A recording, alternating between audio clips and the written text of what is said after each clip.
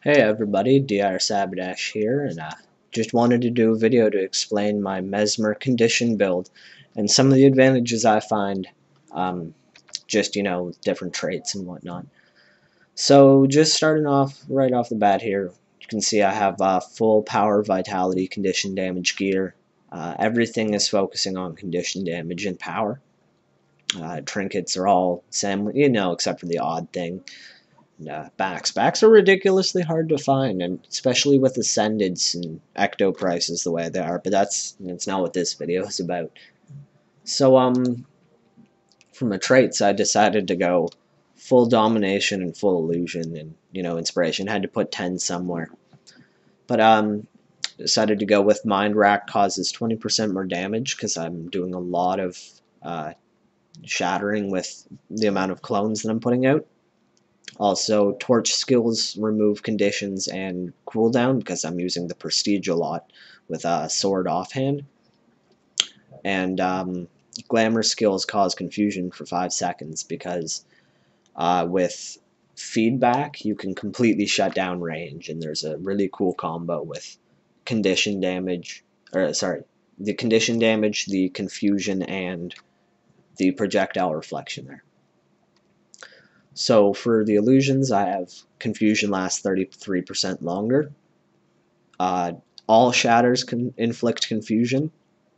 Bouncing attacks have an additional bounce. And phantasms recharge 20% faster. On the inspiration, I just have 20% more health because that brings them up to about where clones are. They don't always die the minute they run into battle or something. But I'll explain where I'm going with this. Bouncing attacks have an additional bounce in a second. So for my weapons, I'm actually running with a staff, a sword, and an offhand torch. I find that between the staff and the offhand sword torch combo, you can have a lot of time for your staff cooldowns to happen without being able to take damage. And there's just crazy amounts of conditions that you can put out with the staff. I mean, yeah, there's Chaos Storm. Pretty much the only really good thing is Poison, and Chilled sometimes happens. But even then, it's kind of a crapshoot. Unfortunately, you can't see conditions on the practice dummies. But you'll see what I mean. So with the 3 bounces, pretty much with Winds of Chaos, it inflicts 1 stack of either Burning, Bleed, or Vulnerability. And normally it'll bounce 2 times, so it'll go somewhere and it'll come back to me, or it'll go somewhere and it'll go up to a different enemy. But with that trait, now it bounces 3 times. So if you have enough enemies close enough together, there's 3 stacks of bleed. Now there's 6 stacks with 1 clone.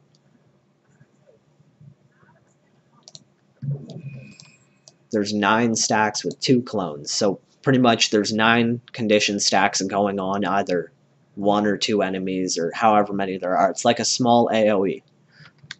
Then you've got your 12 conditions. So while all of this condition spam is going on, you're racking up a lot of damage from your burn and your bleeding, you can actually come in with the torch and sword.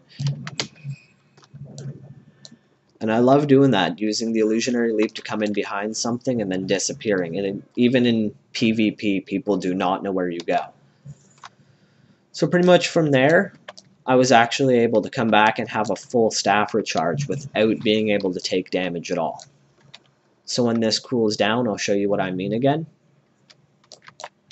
So from here, you illusionary leap in, and then normally you'd go invisible as you're walking behind them, so you're not taking damage here. And then as you come out of it, you use blur so you can't take damage. Roll back off, and then your staff's back up. So while you have all of these clones up and everything's recharging, you can start shattering them for a bunch of confusion and actually really start to stack confusion on something. Because of the one trait that makes everything have confusion, it actually doubles the amount of confusion that Cry of Frustration puts out. So if you have 3 clones shattering, it adds another 3 or 4 stacks of confusion. I don't know, I've seen it go up to like 8 confusion stacks on one enemy just from shattering. And of course, if you shatter another skill, that adds even more. But the thing is, between that and feedback, you can bump somebody up to about 12 stacks of confusion, which is, with this class, about 2,000 damage every time they attack, as well as shutting down any range that they have. So that's whatever the damage they do back to them.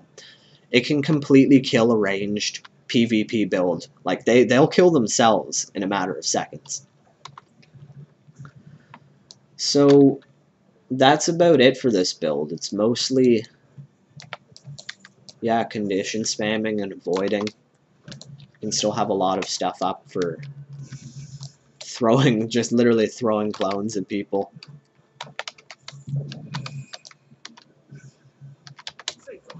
And yeah, I like to keep null filled on here just for, you don't really have anything, any other way to get rid of conditions, but it's cool because now these two, for some reason, get rid of conditions because of the cooldown. So if you ever have an odd poison, you can just send out a phantom or just go invisible for a few seconds, which is kind of convenient. One bad thing I found about this build, though, is I don't think Time Warp affects your clones. I mean, I'll start going faster. But they don't seem to... Oh, maybe they do. Maybe just a little bit. So yeah, you can have, like, a lot of stacks of conditions going on in quite a few seconds, a really short amount of time with that. So yeah, thanks for watching, guys. Hope you enjoyed the video. Have a good one.